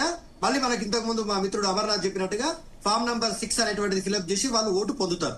దాని తర్వాత ఇక్కడ మనకు అనుమానం కలుగుతున్నటువంటి విషయం ఏంటంటే, హైదరాబాద్ విషయానికి వస్తే 1,14,00,000 ఓటర్స్ ఉండేవాళ్ళు. 1,14,00,000 ఓటర్స్ లో దాదాపుగా 43 లక్షల ఓటర్లను ఎక్స్క్లూజివ్లీ హైదరాబాద్, గ్రేటర్ హైదరాబాద్ పరిధిలో రంగారెడ్డి, హైదరాబాద్, మల్కాజ్గిరి ప్రాంతంలో తొలగిపోతా ఉన్నారు. ఇక్కడ ఫామ్ 7 ఆప్షన్ లో ఏం చెప్తున్నారు అంటే, వలస వెళ్లినటువంటి ఓటర్స్ మొత్తం రాష్ట్ర వ్యాప్తంగా మనకు దుబాయ్ కావచ్చు, బొగ్గుబాయ్ కావచ్చు 40 లక్షలు అని చెప్పేసి సూచాయిగా చెప్తా ఉన్నారు. సో దీని పూర్తి స్థాయిలో మతం పేరు మీద తొలగించిండ్రా, లింగం పేరు మీద తొలగించిండ్రా, లేకపోతే కులం పేరు మీద తొలగించిండ్రా, వలసపోతే తొలగించిండ్రా, చనిపోతే తొలగించిండ్రా, లేకపోతే షిఫ్ట్ అయితే తొలగించిండ్రా, మైగ్రేట్ అయితే తొలగించిండ్రా, సో ఎట్లా తొలగించురా అనేటువంటిది 17th రోజు రిలీజ్ అయ్యేటువంటి డ్రాఫ్ట్ లో మనం కులంకషంగా మాట్లాడుకుంటాం. బట్ ఇక్కడ కొనసాగినటువంటి ప్రక్రియలో భయంకరమైన విషయం ఏంటంటే, భారతదేశంలోనే ఓట్ల తొలగింపులో అత్యంత ఎక్కువ ఓటర్లను నష్టపోతున్న రాష్ట్రాల్లో తెలంగాణ రాష్ట్రం 3వ స్థానంలో ఉంది. అది భయంకరమైనటువంటి విషయం. 3వ స్థానంలో ఉండడము అంటే జనాభా భారతదేశంలో తెలంగాణ రాష్ట్రం కంటే అత్యంత ఎక్కువ జనాభా ఉన్న రాష్ట్రాలు 12 రాష్ట్రాలు ఉన్నాయి. భౌగోళికంగా ఒక 11 రాష్ట్రాలు తెలంగాణ కంటే ఎక్కువ భౌగోళికంగా విస్తీర్ణంలో ఉన్నాయి. మరి ఈ రాష్ట్రాల్లో ఎక్కడ లేని ఓట్ల తొలగింపు తెలంగాణ రాష్ట్రంలోనే ప్రత్యేకంగా 73 లక్షల పైచులు కంటే దాదాపుగా 21% ఓటర్లను తెలంగాణ రాష్ట్రం కోల్పోతా ఉంది. ఇక్కడ ఎట్లా జరిగింది అనేటువంటిది మాకు అనుమానాలు తావిస్తా ఉంది. దీని మీద బీఆర్ఎస్ పార్టీగా ఈ నెల 13, 14 తేదీల్లో మా వర్కింగ్ ప్రెసిడెంట్ కేటీఆర్ గారి నాయకత్వంలో మా legal cell they are going to discuss in detailed information, జిల్లాల వారీగా సమాచారం తెప్పించుకోబోతా ఉన్నాం. అప్రిషియేషన్ ఏంటంటే ఇక్కడ శివ గారు, జిల్లాలో జరిగినటువంటి ఎనిమరేషన్ ప్రక్రియలో జిల్లాల్లో స్వచ్ఛందంగా, ఎందుకంటే వాళ్ళకు ఊర్లో ఈ ఇంట్లో ఎవరు ఉంటారు, ఈ ఇంట్లో ఎవరు ఉంటారు, ఎవరు చనిపోయినరు, ఎవరు మైగ్రేషన్ అయినరు, ఎవరు ఈ మొత్తం ఓటే తొలగిపోయింది అనేటువంటిది చాలా డీటెయిల్డ్ గా అవగాహన ఉంటుంది. డైరెక్ట్ గా పోయి ఓటర్ ని కలిసే అవకాశం ఉంటుంది. ఇంట్లో ఉన్న అందుబాటులో ఉన్న వాళ్ళతోనే వాళ్ళ ఓటర్ కు సంబంధించినటువంటి డీటెయిల్స్, ఓటర్ ఐడి కావచ్చు, మిగతా ఆధార్ కావచ్చు, అన్ని చూసుకొని ఫిల్అప్ చేసేటువంటి పరిస్థితులు ఉంటాయి. కానీ హైదరాబాద్ అనేసరికి ఇక్కడ ఉన్న ప్రాబ్లం ఏంటంటే, హైదరాబాద్, రంగారెడ్డి, మేడ్చల్ ప్రాంతంలో ఈ గేటెడ్ కమ్యూనిటీస్ రావడం వల్ల, ఈ అపార్ట్మెంట్ కల్చర్ రావడం వల్ల, ఈ విల్లా కల్చర్ రావడం వల్ల ఆడు బిఎల్ఓ గానీ అఫీషియల్ ఆఫీసర్స్ గానీ ఎవరైనా గానీ లోపలికి వెళ్ళాలంటే రిస్ట్రిక్షన్స్. పోనీ వెళ్ళి అట్లో ఇట్లో వాళ్ళు అధికారులు అని చెప్పేసి ఐడి కార్డు చూపించి లోపలికి వెళ్తే, ఆ వెళ్ళిన తర్వాత అపార్ట్మెంట్లకు, విల్లాస్ కి లాకులు ఉంటాయి. ఎందుకు? Wife and husband both are they are going to work, software engineers గానో లేకపోతే బిజినెస్ మ్యాన్స్ గానో ఇట్లా చేస్తూ ఉంటారు. కాబట్టి ఈ ప్రక్రియ అన్నిటి వల్ల నెగ్లిజెన్స్ ఒకటి. ఇంతకు ముందు పాపారావు గారు చాలా క్లారిటీగా చెప్పారు. హైదరాబాద్ అనగానే well educated, 80 to 90% educated peoples they will stay here, but they are not willing to vote. వాళ్ళు ఓట్ వేయడానికి విల్లింగ్ చూపించరు. They are not willing to register their vote. ఆ ఓటు రిజిస్ట్రేషన్ చేసుకోవడానికి కూడా విల్లింగ్ చూపించడు. ఇది అంటే ప్రజాస్వామ్యానికి ప్రమాదకరమైనటువంటి హెచ్చరిక. ఒక ఎడ్యుకేటెడ్ పీపుల్ చేస్తున్నటువంటి బాధ పొంచి ఉంది. ఇక బాధని ఎక్స్ప్రెస్ చేయడం తప్ప ఇంకేం చేయలేం. షోగా రైట్. అమర్నాథ్ గారు, ఇప్పుడు అంటే మీరు మీడియాలో ఏ అబద్ధమైనా మాట్లాడొచ్చు అనే ఒకే ఒక లక్ష్యంతోని ఇప్పుడు నేను అడిగిన ప్రశ్న ఏంటంటే, ఒక్కళ్ళ పేరన్నా చెప్పాలి కదా. మైనారిటీ ఓట్లు పలానా వ్యక్తిని తీసివేశారు, లేకుంటే పలానా వ్యక్తికి అసలు ఫామే ఇవ్వలేదు, ఆయన ఈ దేశ పౌరుడే, అసలు ఫామే డిస్ట్రిబ్యూట్ కాలేదు అని చెప్పడానికి ఒక్క రుజువైనా ఉండాలి కదా. రుజువు ఉంటే బ్రహ్మాండమైన కోర్టులు ఉన్నాయి, హైకోర్టు ఉన్నాయి, ఏదంటే కోర్టుకు వెళ్ళండి. మీరు అంటున్నారు కదా లీగల్ చాలా పెద్ద టీమ్ తో కూర్చున్నారు కేటీఆర్ గారు, అంతా సరే మాట్లాడండి. నేను 2 ప్రశ్నలు అడుగుతా, టీఆర్ఎస్ పార్టీకి అడుగుతా. 2014లో తెలంగాణ రాష్ట్రంలో నమోదైన ఓట్ల సంఖ్య 2.81 కోట్లు, 2,81,00,000. To be very precise, 2,81,65,885. కానీ 2018కి వచ్చేసరికి ఓట్ల సంఖ్య పెరుగుతుంది అనుకుంటున్నారా, తగ్గుతుంది అనుకుంటున్నారా శివ గారు? మామూలుగా కన్వెన్షనల్ విజ్డమ్ ప్రకారం చెప్పండి. 5 సంవత్సరాల తర్వాత ఓట్ల సంఖ్య పెరుగుతుందా, తగ్గుతుందా? పెరుగుతుంది. కరెక్ట్. కానీ టిఆర్ఎస్ పాలనలో ఈ రాష్ట్రంలో 2,81,00,000 ఓట్లు కాస్త 2,80,00,000 అయింది. అంటే 1,00,000 ఓట్లు తగ్గినాయి. మరి అప్పుడు ఎట్లా తగ్గినాయండి చెప్పండి? ఎట్లా తగ్గినాయి? అంటే మనుషులందరూ చచ్చిపోయినారా? ఎట్లా తగ్గినాయి? జరిగింది కదండి తెలంగాణ ఏర్పడ్డ. ఒక్క నిమిషం సార్, బ్రదర్, నేను ప్రశ్న అడగనియండి. తెలంగాణ ఓట్లనే అంటున్నా కదా, నేను క్లియర్ గా చెప్తున్నా. నేను మాట్లాడే మాట చాలా బాధ్యతతోని క్యాలిక్యులేటెడ్ గానే మాట్లాడుతున్నా. తెలంగాణలో ఉన్న 119 నియోజకవర్గాలు అయితే మారలేదు కదా, మీరేం డీలిమిటేషన్ చేయలేదు కదా. అదే 119 నియోజకవర్గాల్లో తెలంగాణలో ప్రత్యేకంగా ఎన్నిక జరిగింది. 2014లో ఎన్నిక జరిగింది, సపరేట్ గానే జరిగింది. ఆంధ్రప్రదేశ్ అనే రాష్ట్రం, తెలంగాణ అనే రాష్ట్రం బైఫర్కేట్ అయిన తర్వాతనే ఎలక్షన్ జరిగింది. బైఫర్కేట్ బిల్ తర్వాతనే. సో క్లియర్ గా డిఫరెంట్ డేట్లలో జరిగింది 119 నియోజకవర్గాలలో. మీరు కావాలంటే ఇప్పుడు గూగుల్లో వెళ్లి సిఇఓ తెలంగాణలో కొట్టి చూడండి. 2,81,00,000 కాస్త 2,80,00,000 అయింది. అప్పుడు ఎందుకు తగ్గింది అంటే దానికి సమాధానం లేదప్పుడు. అప్పుడు మరి కేటీఆర్ గారు ఎందుకు సడన్ గా అదేదో లీగల్ టీం, ఇప్పుడు వారు చెప్పినట్టు మరి అంత పెద్ద లీగల్ టీం అప్పుడు ఎందుకు వేసుకోలేదో మనకు తెలియదు. సో హ్యావింగ్ సెడ్ దట్, ఇప్పుడు వాళ్ళ గురించి మాట్లాడి టైం వేస్ట్ చేసుకోవాల్సిన అక్కర్లేదు. Because they are a dwindling party. ఇప్పుడు ప్రత్యేకమైన ప్రశ్న ఎవరికి అంటే కేవలం కాంగ్రెస్ పార్టీకి. ఎందుకంటే కాంగ్రెస్ పార్టీ ఈ రాష్ట్రంలో అత్యంత ఘోరంగా విఫలమైందని చెప్తున్నాం. ఎందుకు విఫలమైందంటే వేరే ఏ రాష్ట్రాలలోనైనా అయితే డూప్లికేట్ ఓటర్స్, లేకుంటే డిసీజ్డ్ అంటే చనిపోయిన వారు, లేకుంటే పర్మనెంట్లీ షిఫ్టెడ్ ఓటర్స్ అధిక సంఖ్యలో ఎస్ఐఆర్ లో నమోదైనారు, అంటే వాళ్ళను తీసివేయబడ్డారు. కానీ అన్ట్రేసబుల్ అంటే అసలు వీళ్ళు దొరకలేదు, వీళ్ళని మనం ట్రేసే చేయలేదు. అంటే ఒక ప్రభుత్వము అక్కడ ఉన్న, నేను మీకు 2 ఎగ్జాంపుల్స్ చెప్తా క్లియర్ గా. నేను పోలింగ్ బూత్స్ ప్రకారం చెప్తున్నాను. ఖైరతాబాద్ నియోజకవర్గంలో జూబ్లీ హిల్స్ డివిజన్ లో 177, 178 రెండు పోలింగ్ బూత్స్ లో 177లో లాస్ట్ టైం అంటే 2024 ఎన్నికల్లో 412 ఓట్లు పడ్డాయండి. అంటే ఓట్లు పడ్డాయి అక్కడ 412. కానీ ఈ రోజు అంటే ఎన్యూమరేషన్ జరిగింది కేవలం 386. అంటే ఓట్లు వేసిన వాళ్ళు కూడా ఎన్యూమరేషన్ చేసుకోలేకపోతున్నారా? లేకుంటే ఓట్లు వేసిన కనీసం ఓట్లు వేసిన వ్యక్తులకైనా వీళ్ళు ఫామ్స్ చేరవేయడంలో విఫలమైనారనుకోవాలా? ఏది చెప్పండి? మీరు వెళ్ళి చెక్ చేయండి. నేను 177 క్లియర్ గా చెప్తున్నా. నేను పేర్లతో, ఎందుకంటే నేను అక్కడ పని చేసిన కాబట్టి చెప్తున్నా. ఇక్కడ పాయింట్ ఏంటంటే మనం అర్థం చేసుకోవాల్సింది, ఇక్కడ గవర్నమెంట్ అత్యంత ఘోరంగా విఫలమైంది, ఫార్మ్స్ చేరవేయడంలో విఫలమైంది. వాళ్ళేం రిపోర్ట్ చేశారు, 100% చేరవేశం ఫార్మ్స్ డిస్ట్రిబ్యూషన్ అయిపోయిందని ఒక రిపోర్ట్ పంపించారు. ఏ బేస్డ్ గా రిపోర్ట్ పంపించారండి? అక్కడ ఉన్న కాంగ్రెస్ పార్టీ BLA 2కో లేకుంటే MIM పార్టీ BLA 2కో ఆ ఫార్మ్స్ అని ఇచ్చేసి అయిపోయింది, ఇచ్చేసినాము అని ఫుల్ డిస్ట్రిబ్యూషన్ అని పైన సూపర్వైజర్ కు రిపోర్ట్ ఇచ్చేసారు. సూపర్వైజర్ పైన కమిషనర్ కు రిపోర్ట్ ఇచ్చేసారు. మీరు పేపర్ లో రిపోర్ట్ ఇచ్చేసారు 100% డిస్ట్రిబ్యూటెడ్. మరి 100% డిస్ట్రిబ్యూటెడ్ అయితే నిజంగా వ్యక్తులకు మీరు ఎందుకు ట్రేస్ చేయలేకపోతున్నారు? 100% డిస్ట్రిబ్యూట్ చేశారంట, కానీ డిజిటలైజ్ చేసేటప్పుడు మాత్రం అన్ట్రేసబుల్ అని రాస్తున్నారు. అండ్ డిస్ట్రిబ్యూట్ చేసేటప్పుడు ఇంట్లో ఉన్నాడు మనిషి, మీరు ఫామ్ వాపస్ తీసుకునేటప్పుడు మాత్రం అన్ట్రేసబుల్. అసలు ఆ ఇల్లే దొరుకుతలేదంట. ఇది ఎక్కడ వాదనండి? ఇప్పుడు మేము అడిగే ప్రశ్నలకు ప్రభుత్వం దగ్గర సమాధానం. అమర్నాథ్ గారు, వెంకటనాయ్ గారు ఏదో ఒక్క క్వశ్చన్ అడుగుతారంట మిమ్మల్ని. అడుగుమనండి అన్న. ఒక మాట, ఇప్పుడు ఆర్మూర్ లో కూడా రాకేష్ రెడ్డి గారు ఫామ్లు ఇచ్చి వెళ్ళిపోయారన్నా. ఎవరికి ఇచ్చారు? ఇప్పుడు 8 మంది ఎమ్మెల్యేలు ఉన్నారు కదా, మీరు కూడా వాళ్ళకు కూడా ఫామ్స్ ఇచ్చేసి వెళ్ళిపోయారా? రాకేష్ రెడ్డి గారికి ఫామ్స్ ఇచ్చి వెళ్ళిపోయారా? మరి మీరు మా మీద ఎలిగేషన్ చేసినప్పుడు మేము కూడా చెప్పాలి కదా ఒక మాట, ఇది కూడా క్లారిటీ ఇవ్వండి. ఇప్పుడు కాంగ్రెస్ పార్టీ ఎమ్మెల్యేలకు BLOలు ఏది ఫామ్స్ ఇచ్చేసి వెళ్ళిపోయారు అన్నారు, మరి మీ 8 మంది ఎమ్మెల్యేలు కూడా ఉన్నారు, వాళ్ళు కూడా ఇచ్చేసి వెళ్ళిపోయారా? వెంకట్ నాయక్ గారు, దయచేసి నేను అన్నని మాటను నాతో అనిపించకండి. నేను ఎమ్మెల్యే అనలేదు, BLA 2 అని చెప్తున్నా చాలా క్లియర్ గా. Congress party BLA 2, MIM party BLA 2ల వీడియోలు ఉన్నాయి, యూట్యూబ్ లో చెక్ చేయండి. BLA 2లు BLOల ప్లేస్ లో పనిచేస్తున్నారని 100 వీడియోలు వచ్చినాయి MIM పార్టీ గురించి, కాంగ్రెస్ పార్టీ గురించి. కావాలంటే మీరు చెక్ చేయండి. నేను ఏ ఒక్క మాట కూడా అబద్ధం మాట్లాడను, ఎందుకంటే నేను ఆ వీడియోలను ఆధారంగా వేసి చెప్తున్నా.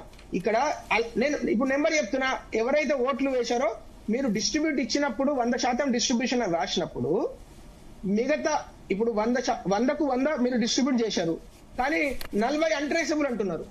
అన్ట్రేసబుల్ అని ఎట్లా అంటారు? మీరు వేరే కారణం చెప్పొచ్చు, నేను ట్రేస్ చేశాము, వాళ్ళకు డిస్ట్రిబ్యూట్ చేశాము, కానీ తీసుకోవడంలో అసలు ఆ వ్యక్తి లేడని చెప్పొచ్చు, అర్థం ఉన్నది. కానీ మీరు ఇచ్చేటప్పుడేమో డిస్ట్రిబ్యూషన్ చేసేటప్పుడేమో 100% డిస్ట్రిబ్యూట్ చేశారా, తీసుకునేటప్పుడు వెళ్ళేటప్పుడేమో అన్ట్రేసబుల్. ఒకటి చెప్పేస్తాను. ఇప్పుడు మీరు ఏదైతే అంటున్నారో అన్న, నేనేమంటున్నా విత్ రెస్పెక్ట్, మీరు ఏదైతే అంటున్నారో ఇదే మాట ఎలక్షన్ కమిషన్ ఆఫ్ ఇండియా ఇక్కడ మాకు అధికారులు సహకరించడం లేకపోవడం వల్ల ఇవన్నీ జరిగినాయని చెప్పి ఒక మాట చెప్పండి. అప్పుడు మేము ప్రాచితం పొందుతాం, తప్పకుండా మేము సారీ అడుగుతాం. అయ్యో సార్, మీరు ఏమంటున్నారు? మొత్తం కాంగ్రెస్ పార్టీ ప్రభుత్వం తప్పిదమే మీరు అంటున్నప్పుడు ఎలక్షన్ కమిషన్ ఆఫ్ ఇండియా అని చెప్పండి. అరే తప్పు చేసింది రాష్ట్ర ప్రభుత్వము, ఈ అధికారులు తప్పు చేశారు, మాకు కోఆపరేట్ చేయాలని చెప్పి ఒక మాట చెప్పండి. మేము ఏదంటే సర్దుబాటు చేసుకుంటాం, ఎందుకంటే రేపు మా ద్వారానే ఎలక్షన్ జరగాలి కదా, ఈ రాష్ట్ర ప్రభుత్వ అధికారుల ద్వారా ఎలక్షన్ జరగాలి కదా. ఇప్పుడు మీరు వేసింది కూడా చిన్నపాటి నిందే కాదండి. 3 నెలలు మా చేత గొడ్డు చాకరీ చేయించుకొని లాస్ట్కు ఏదో మా మీద నిందేసి వెళ్తున్నట్టు ఉంది. సో అమర్నాథ్ గారు, నేనేమంటున్నా, మీరు ఏదైతే ఒక మాట అంటున్నారో అదే మాట ఎలక్షన్ కమిషన్ ఆఫ్ ఇండియా గత 3 నెలల కాల పరిమితులు అధికారులు మాకు కోఆపరేట్ చేస్తలేరు ఇంకోదో అని కనుక అని ఉంటే మాత్రం తప్పకుండా మేము సర్దుబాటు చేసుకునేటోళ్ళే. మేము ఎందుకు లాజిక్ ఉందా? 5 సెకండ్లు డిస్ట్రిబ్యూట్ చేసినప్పుడు ట్రేస్ అయిన ఓటరు రిసీవ్ చేసుకునేటప్పుడు ట్రేస్ ఎందుకు అయితలేడు? ఈ ప్రశ్నకు సమాధానం గవర్నమెంట్ దగ్గర ఉంటే చెప్పనండి దయచేసి, ఆ తర్వాత మిగతా విషయాలు చర్చిద్దాం. రైట్, పాపారావు గారు. ఇప్పుడు BLOలు అంటే అధికారులు సహకరించలేదు అన్నారు, అంటే అధికారులు ప్రభుత్వంలోని రాజకీయ పక్షమే కదా, అది రాజకీయ కాంగ్రెస్, అది చెప్పినట్లు అందరూ వింటారా? అధికారులకి రాజకీయాలు ఉండవా? వాళ్ళు ప్రభుత్వం చెప్పిందని చెప్పి ప్రభుత్వం చెప్పిందల్లా చేయడానికి కాంగ్రెస్ కార్యకర్తలు కాదు కదా. వాళ్ళలో కూడా భిన్నమైన ధోరణులు ఉంటాయి. కొంతమంది వింటే ఒకవేళ పార్టీ పరంగా అలాంటివి చేయాలి ప్రభుత్వాన్ని ప్రయత్నం చేస్తే కొంతమంది వింటారు కానీ అందరూ వింటారు. ఇది చాలా ప్రాక్టికల్ గ్రౌండ్, ఇలాగే ఉంటుంది గ్రౌండ్ లో. అందరూ అలా చేయరు. మోసపోసినట్టు BLOలంతా ప్రభుత్వం చెప్పినట్టు కాంగ్రెస్ కార్యకర్తలాగా చెయ్యరు. కాబట్టి దాని గురించి ఎంత మాట్లాడినా అది అనవసరం. రెండోది ఏంటంటే దాని వెంకట్ గారు చెప్పింది చాలా కరెక్ట్. మొదట్లో ఆయన నేను కొంచెం లేట్గా జాయిన్ అయ్యాను, సారీ, చాలా పక్కగా బాగా చెప్పారు. పదే రోహింగ్యాలని చెప్పి దాన్ని ఒక విప్పింగ్ ఇదిగా వాడుకొని ఓట్లు ఎంచుకోవటం, పంపించండి, అదే కదా ఎవరో చెప్పినా బంగ్లాదేశీలు రోహింగ్యాలు అని మీరు ఎన్ని మాట్లాడినా పంపించేయమని చెబుతున్నాం మేము కూడా. విదేశస్తులు ఎవరున్నారో వాళ్ళని ఉంచమని ఎవరు అంటల్లా. ఇక్కడ ఏ దేశంలో వాళ్ళు అనరు. పంపించకుండా ఇప్పుడు నిజంగానే ఇందాక ఆయన ప్రశ్న ఎవరైతారు కదా, వెస్ట్ బెంగాల్లో మీరే అధికారంలో ఉన్నారు, కేంద్రంలో మీరే అధికారంలో ఉన్నారు, ఇంకెన్నాళ్ళు మాట్లాడతారు ఈ మాటలు? అక్కడ పంపించేయచ్చు కదా, మేము ఎవరో అడ్డరాటలేదు కదా. దాన్ని ఒక రాజకీయ ఆయుధంగా వాడుకోవద్దనే చెబుతున్నాం. మీరు చెయ్యండి, ఎస్ఐఆర్ చేయండి, విదేశస్తులు దొంగ ఓటర్లు ఉంటే తీసేయండి, అందరం సహకరిస్తాం. కానీ దాన్ని ఒక ఆయుధంగా వాడుకొని ఎన్నికల ప్రక్రియని చేసి, రెండోది ఇందాక అందరూ చెప్తుంది ఒకటే మాట, ముక్త కంఠంతో చెబుతుంది 17వ తారీఖు కూడా ముసాయిదా వస్తుంది కాబట్టి, దాని డ్రాఫ్ట్ వస్తుంది కాబట్టి ఆ తర్వాత చర్చలు చేద్దాం, దీని గురించి ఏమైందో చూసుకుంటుందో, దాంతో పాటు ఒక రిపోర్ట్ వస్తుంది కాబట్టి అది కూడా కరెక్టే. ఇప్పుడు ఎన్ని మనం మాట్లాడినా. అండ్ ఇంకొక క్వశ్చన్ పాపారావు గారు, ఈ ప్రక్రియ ఎస్ఐఆర్ ప్రక్రియ మీద చర్చ జరుగుతున్నప్పుడు, డిబేట్ జరుగుతున్నప్పుడు సోషల్ మీడియాలో ఎక్కువగా వినిపిస్తున్న ఒకే ఒక్క క్వశ్చన్, ఎందుకు ప్రతిదాన్ని ఆధార్తో లింక్ చేసే రాజకీయ పార్టీలు ఏ రాష్ట్ర ప్రభుత్వం ఎక్కడ అధికారంలో ఉన్నా కూడా ఈ ఓటర్ల ప్రక్రియ విషయంలో ఓటర్లను ఎందుకు ఆధార్తో లింక్ చెయ్యరు? అలాంటివి చేస్తే 2 ఓట్లున్నా 3 ఓట్లున్నా డూప్లికేట్ ఓట్లున్నా ఏమన్నా ఒక క్లారిటీ అనేది వస్తుంది కదా ఆ విషయంలో అనేది ఒక క్వశ్చన్ ఎక్కువగా కనిపిస్తుంది. నేను మొదటి నుంచి కూడా చెబుతుంది, దే కాంప్లికేటెడ్ ఇట్ ప్రాసెస్ ని, ఒక ఓటర్ తనను తాను ఐడెంటిఫై చేసుకునే ప్రాసెస్ ని కాంప్లికేట్ చేశారు. పాస్పోర్ట్ కూడా సిటిజన్షిప్ కి పనికిరాదంటే ఇంకా వీళ్ళని ఏమంటాం? What is passport? Passport police verification తర్వాత చాలా పక్కా ప్రాసెస్ తర్వాత వస్తుంది. పాస్పోర్ట్ కూడా సిటిజన్ ఐడెంటిఫికేషన్ కాదంట. మరి ఏంటి, ఎక్కడ తెచ్చుకోవాలి? బీజేపీ ఆఫీస్ లో స్టాంప్ వేయించుకుని తెచ్చుకోవాలి సిటిజన్ అని ఎక్కడ తెచ్చుకోవాలి?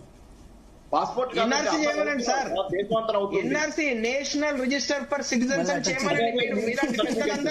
ఎన్ఆర్సీ చేయమని గవర్నమెంట్ పైన ప్రెషర్ తీసుకురండి. ఎగ్జాక్ట్ గా చట్టాలు ఉంటాయి. మీరు ఎన్ఆర్సీ తీసుకురమ్మని మీరు ముక్త కంఠంతో గవర్నమెంట్ మీద ప్రెషర్ చేయండి. ఇంకెందుకు ఇస్తారు పాస్పోర్ట్? మీరు ఎవరి పడితే వాళ్ళకి పాస్పోర్ట్ కూడా ఇస్తున్నారా ఈ గవర్నమెంట్ లో? రైట్ పాస్పోర్ట్ లేని వాళ్ళందరూ సిటిజన్స్ కాదా సార్? Right, okay. వెంకటనాయక్ గారు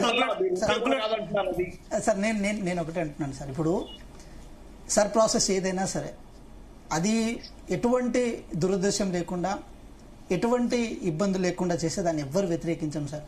కానీ ఒకటి మా మేజర్ కన్సర్న్ ఏంటంటే, మన దేశం కానీ మన దేశంలో ప్రజలు కానీ అందరూ ఎవరు మోడీ గారంత తెలివితో ఉంటారని చెప్పు, లేకపోతే ఇంకొకరు అంటే చీఫ్ ఎలక్షన్ కమిషనర్ గారంత తెలివితో ఉంటారని అయితే అనుకోవడానికి లేదు సార్. ఎందుకంటే చాలామంది అమాయకులు ఉంటారు, వాళ్ళకి చాలామందికి ఇల్లిటరసీ ఉంటుంది, కొంత అవగాహన ఉండదు, చాలా ఇబ్బందులు ఉంటాయి. సో వాటన్నిటినీ ఒక అవగాహన కల్పించేలాగా ముందుగానే ఒక ప్రాసెస్ చేసుకొని రావాలి. కానీ అదేదో ఎలక్షన్ టార్గెట్ చేసుకొని ఇందాక దత్తన్న చెప్తుంటే కొంచెం ఆశ్చర్యంగా అనిపిస్తుంది. ఎలక్షన్ సర్ ప్రాసెస్ చేయడం, ఎలక్షన్కి వెళ్ళడం, సర్ ప్రాసెస్ చేయడం, ఎలక్షన్కి వెళ్ళడం, ఇలా ప్రతి సందర్భాల్లో వెళ్ళి ఎక్కడేదో ఇది చేయడం ఏదైతే ఉందో అది కరెక్ట్ కాదు. ఆ విషయంలో 73 లక్షల ఓట్లు తగ్గినా సరే ఒక్క అర్హత ఉన్న ఓటర్ పేరు కూడా తొలగించబడలేదు అనేది కాన్ఫిడెంట్ గా కాంగ్రెస్ ప్రభుత్వం చెప్తుంది. ఒకవేళ ఒక్క అర్హుడి పేరు తొలగినా బాధ్యత తీసుకుంటారని చెప్తుంది. అంతేనా సార్? ఒకటి మేడం, నేనేమంటున్నా అంటే మీరు ఒకటి గమనించండి, ఓట్ అనేది ఒక పౌరుడి హక్కు మేడం. అది రాజ్యాంగం ఇచ్చింది, అది ఎలక్షన్ కమిషన్ ఆఫ్ ఇండియా ఇలే. మీరు నా పాయింట్ మీరు అర్థం చేసుకోండి. రాజ్యాంగం ఇచ్చిన హక్కును ఎలక్షన్ కమిషన్ ఆఫ్ ఇండియా కూడా తీసేయడానికి లేదు. మరి ఏ బేసిస్ మీద వెళ్తున్నాం అనేది చాలా ఇంపార్టెంట్. ఇప్పుడు ప్రకాష్ రాజ్ గారి ఓటు కూడా పోయిందని అంటున్నారు. ఆయన పార్లమెంట్ ఎలక్షన్లో పోటీ చేశారు మేడం, ఆయన ఓట్లు పోవడం ఏంటి మేడం? సో ఇలాంటి చాలా రకమైన అనుమానాలు ఉన్నప్పుడు ఆటోమేటిక్ గా పౌరులు అనే వ్యక్తి రాజ్యాంగం నింపలేదు. ఇప్పుడు ఒక కుక్కని కొట్టాలంటే పిచ్చి కుక్కని ముద్రేస్తారు మీరు. ఏం మాట్లాడుతున్నారు? కుక్కని కొట్టాలంటే పిచ్చి కుక్కని ముద్రేస్తారు మీరు. వెంకట్ గారు, ఆయనకు 5 రాష్ట్రాలలో ఒకటి నేనేమంటున్నా, ఇందాక మీరు కొన్ని క్వశ్చన్లు అడిగారు కాబట్టి నేను అడుగుతున్న ఒక మాట, మీరు గుండె మీద చేసుకొని చెప్పండి. ఈ దేశంలో 100% ప్రతి పౌరుడికి ఓటుని హక్కుగా మేము కల్పించినామని చెప్పి సర్ ప్రాసెస్ ద్వారా చెప్పండి ఒక మాట. చెప్పలేరు మీరు కూడా.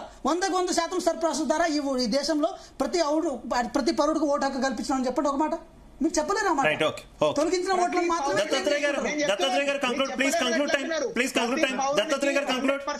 ఒకటి మాత్రం చాలా క్లారిటీగా చెప్తా ఉన్నాం సార్. అత్యంత దురదృష్టకరమైన విషయం ఏంటంటే, ఈ 74 లక్షల ఓటర్లు తొలగిపోవడం వెనకాల ఒకవేళ హైదరాబాద్ రాష్ట్రంలో నిజంగానే ఓటర్స్ గా ఉండి వాళ్ళ నిర్లక్ష్యం వల్ల వాళ్ళు ఎనిమినేషన్ ఫామ్స్ ఫిలప్ చేయకపోతే ఈ 17 తర్వాత కూడా కొంత వెసులుబాటు కల్పించి రాష్ట్ర ప్రభుత్వం గానీ ఎస్ఆర్ఐ గానీ వీళ్ళంతా కోఆర్డినేషన్ చేసుకుని ప్రత్యేకంగా వాళ్ళకు వెసులుబాటు కల్పించాలి. ఆన్లైన్ ఆఫ్లైన్ ఏది ఉన్నా కూడా కొంత నిర్లక్ష్య ధోరణి అయితే కొనసాగుతుంది. ఈ నిర్లక్ష్య ధోరణి నుంచి బయటకు వచ్చి ప్రతి ఒక్క ఓటర్ తన ఓటు నమోదు చేసుకోవాలని చెప్పేసి మీ ద్వారా విజ్ఞప్తి చేస్తాం. రైట్, అమర్నాథ్ గారు కంక్లూడ్. సో మీ ద్వారా ఇక్కడ 2 పాయింట్లు చెప్పాలండి. మొదటిది ఏంటంటే, ఈ ఎస్ఐఆర్ ప్రక్రియలో ఈ ప్రభుత్వం కాంగ్రెస్ ప్రభుత్వం తన చాటగానితనాన్ని ప్రత్యేకంగా అన్ని వివిధ శాఖలలో చూపించుకున్నట్టే రేవంత్ రెడ్డి గారు ఈ శాఖలో కూడా ఈ పనిలో కూడా తన పూర్తి వైఫల్యాన్ని చూపించుకున్నారు. రెండోది, ఏ ఒక్క నిజాయితీ గల పౌరుడు అంటే ఏ ఒక్క పౌరుడు కూడా అంటే భారత పౌరుడు తెలంగాణ పౌరుడు ఎవరు కూడా ఎస్ఐఆర్ లో ప్రత్యేక కారణాల వల్ల తను పేపర్ ఇవ్వలేకపోయినా లేకుంటే ఆ ఫామ్ సరిగ్గా రీచ్ కాకపోయినా వాళ్ళు ఏం బాధపడాల్సిన అక్కరలేదు. ఫామ్ 6 అనే ఒక నమోదు ప్రక్రియ ఉన్నది, అది వెంటనే 2 రోజులలో నమోదు చేస్తారు. అది చాలా ఆన్లైన్, చాలా ఎఫిషియెంట్ గా పనిచేసే ప్రక్రియ. సో దయచేసి మీ ద్వారా అందరినీ కోరుకునేది ఏంటంటే ఎవరు భయపడబెట్టడానికి ప్రయత్నం చేసినా, ఎవరు మిమ్మల్ని ఒక పానిక్ సిచ్యువేషన్ కు క్రియేట్ చేయడానికి ప్రయత్నం చేసినా భయపడకండి, బాధపడకండి. నిజమైన పౌరుడు అనే ప్రతి వ్యక్తికి కూడా 100% ఈ దేశంలో ఓటు హక్కు వినియోగించుకునే అధికారము, హక్కు రాజ్యాంగం మనకి ఇచ్చింది. అది ఏ ప్రభుత్వమో లేకుంటే ఎవరో తెచ్చిందో, ఒక పార్టీ తీసుకొచ్చిందో కాదు. అది ఈ రాజ్యాంగం మనకి ఇచ్చిన హక్కు. అది ఎవరికైనా ఒకటే, అది మతాలకు, ప్రాంతాలకు, భాషలకు అతీతంగా ఉన్న హక్కు. సో దాన్ని 100% అమలు చేసే బాధ్యత ఈ కేంద్ర ప్రభుత్వము, నరేంద్ర మోడీ ప్రభుత్వం తీసుకున్నది. బరాబర్ 100% అమలు చేసి తీర్థం దాన్ని. ఏ ఒక్క పౌరునికి కూడా ఓటు హక్కు పోకుండా, ఏ ఒక్క దొంగ పౌరుడు అంటే వేరే దేశాల నుంచి వచ్చిన వాడో లేకుంటే ఇక్కడ ఇల్లీగల్ నివసిస్తున్న వాళ్ళకు తీసివేయడము, ఈ దేశ పౌరునికి 100% కల్పడము, రెండు కూడా రాజ్యాంగంలో భాగంగానే అమలు చేసి తీరుతాం. Right thank you Venkata Nayak గారు డిబేట్ లో పాల్పంచుకున్నందుకు. కానీ అమర్నాథ్ గారు, దత్తాత్రేయ గారు, పాపారావు గారు, దయచేసి మీరు మాత్రం వెయిట్ చేయండి. మనం సెకండ్ టాపిక్ కూడా డిస్కస్ చేయబోతున్నాం. డీలిమిటేషన్ బిల్లు ఆమోదం కోసం అయితే కేంద్రం ప్రయత్నిస్తున్నటువంటి సిచ్యువేషన్ అయితే ప్రెసెంట్ ఉంది. విపక్ష పార్టీలతో చర్చలు కూడా జరుపుతుంది. ఇక డీలిమిటేషన్ బిల్లు కోసం కీలకమైనటువంటి FARC బిల్లును కూడా పక్కన పెట్టబోతుంది అనేటటువంటి వార్తలు కూడా వస్తున్నటువంటి నేపథ్యం. చూద్దాం, దీనికి సంబంధించి ఇప్పుడు మనం మరి కాసేపట్లో చర్చించబోతున్నాం. ఇక కాంగ్రెస్ పార్టీ నుంచి కాళోజీ సతీష్ గారు కూడా సెకండ్ టాపిక్ లో మనతో పాటు యాడ్ అవుతారు. ఇప్పుడు ఒక షార్ట్ బ్రేక్ తీసుకుందాం. స్టేట్ ఇన్ టు జీ తెలుగు న్యూస్.